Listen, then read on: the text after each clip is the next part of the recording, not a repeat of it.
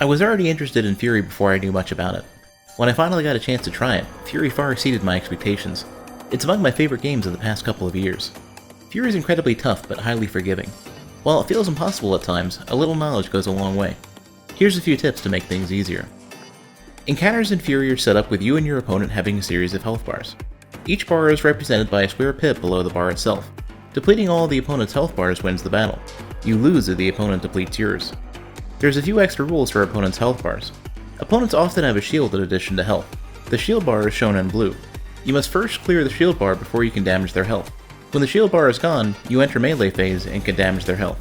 Melee phase is typically the second phase of each bar. You engage the opponent in a small circular area, and are unable to fire bullets. Instead, moving the right analog stick charges a boost slash. The boost mechanic is explained a bit later in this video. Finish off your opponent's health bar to progress the fight, heal to full health, and regain a health bar. Failing the melee phase will cause your opponent's shield to regenerate, and places you back in the ranged phase. Not all opponents use shields. For the edge, you'll be in melee phase for the entire fight. On the other hand, opponents like the Song have bars with only shields.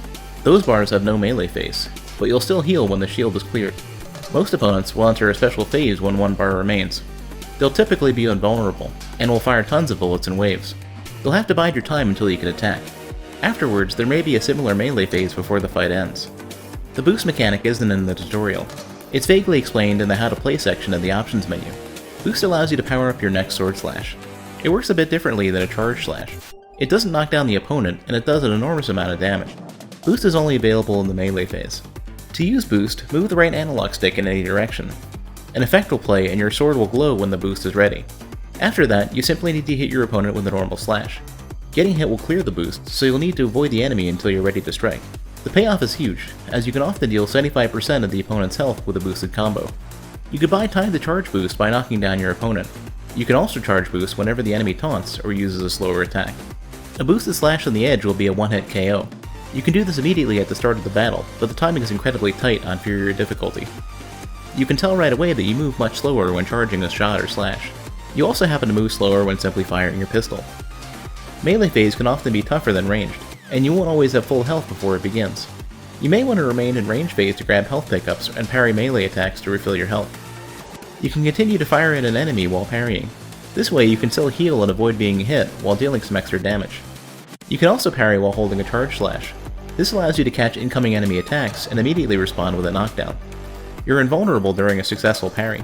This allows you to parry combined bullet and wave attacks, as well as attacks where multiple bullets hit you at the same time. You may want to rebind parry to R1. This way it's much easier to parry while shooting or charging a slash.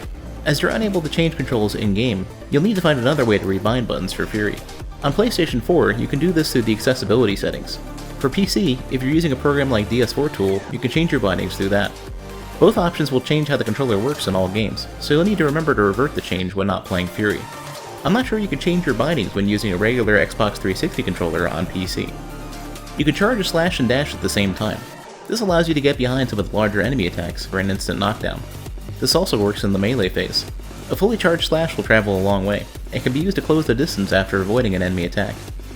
There are cases when you'll want to avoid firing a regular bullet before a charge shot. To do this, begin charging before you move the right analog stick to aim. This comes in handy when fighting the line. Some opponents will try to counter after parrying your attack. That counter can be parried, allowing you to continue your attack.